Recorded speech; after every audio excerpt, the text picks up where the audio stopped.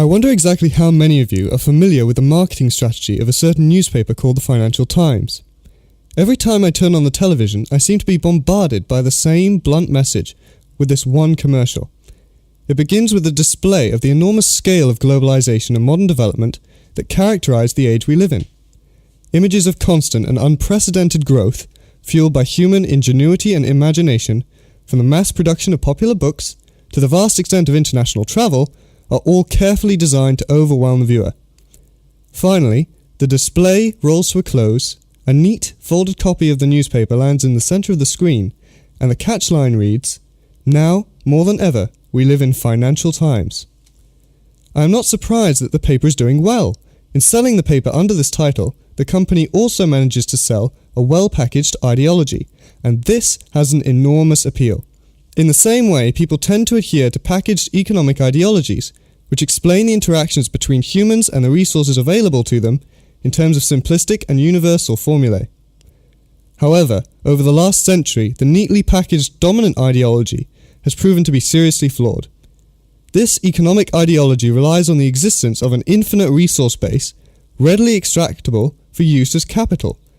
In reality, these resources may be completely non-renewable and finite, or unable to cope with human demands of production, thus putting pressure on the environmental systems. These pressures, in economic terms, are not simply externalities.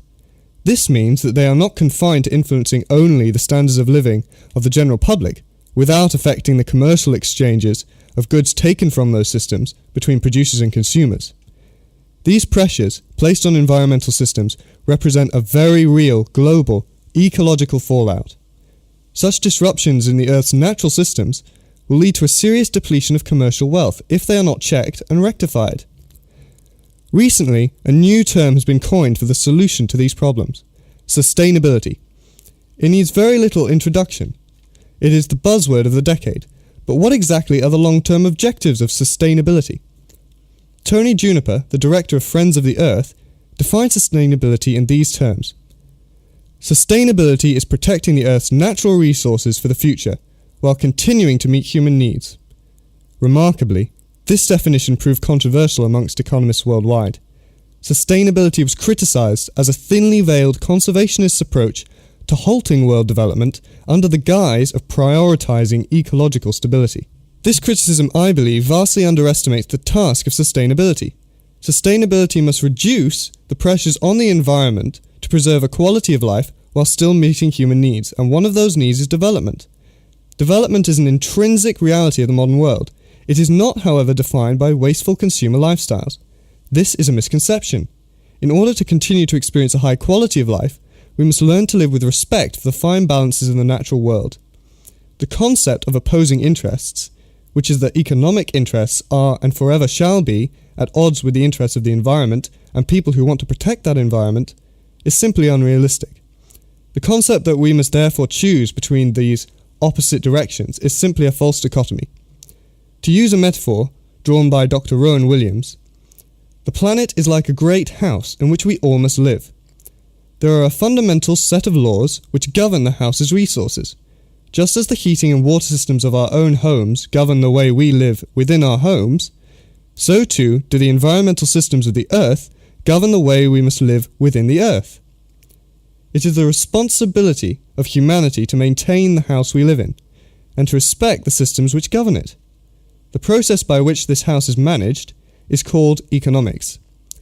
The problem arises when we, the inhabitants of the house, begin to encroach upon the maximum capacity for what the house can afford. This is not to say that we must now begin to use the bare minimum of what the house can provide for us, because that also could be called bad economics. The metaphor explains that economics is wholly reliant on the planet's natural systems, and also draws parallels between the impending ecological disaster at a global level and what we are doing at the level of our own homes. In order to achieve change on a global level, we must reform our own lifestyles by first becoming aware of the impact we have on our environment.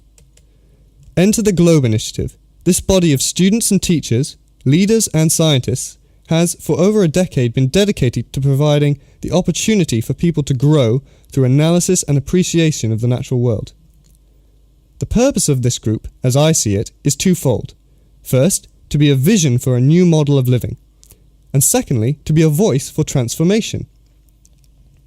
I would not be here were it not for the Globe programme's indefatigable energy in drawing attention to the problems in our wasteful, often ignorant lifestyles, and providing an attractive example of how to live with greater awareness of the world around us.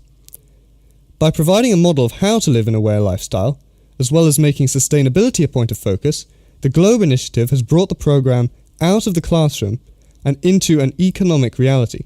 The message of change that Globe inspires in our individual lifestyles, through involvement in the project it supports, are now being brought to the international scene by students and Globe participants, exercising the programme's purpose to be a vision and voice for global transformation.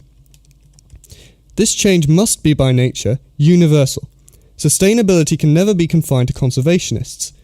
As scientists, we have the privilege to experience the natural world in close proximity, and it is hardly surprising that we should therefore develop an overwhelming urge to preserve the natural wonder of planet Earth. But in order to preserve entire natural systems on which we rely, rather than just pockets of pristine wilderness that can be seen on a postcard or have a picnic at on a Sunday afternoon, we must be willing to work across disciplines.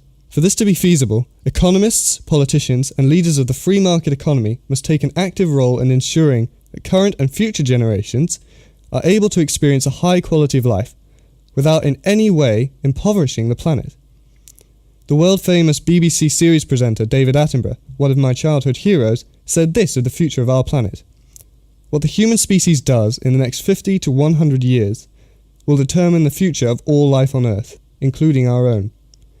The hope for the future of the planet lies in the species' ability to determine that something could happen and should happen, and to act on that vision."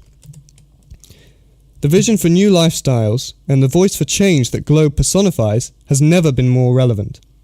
Sustainability, I believe, is not a passing craze, nor a misguided attempt to save an irrevocably fallen world, but it is the term that will define the 21st century. The paradigm shift from wasteful consumerism to sustainable development will be the change that characterizes the generation and will be amongst the greatest turning points in human history.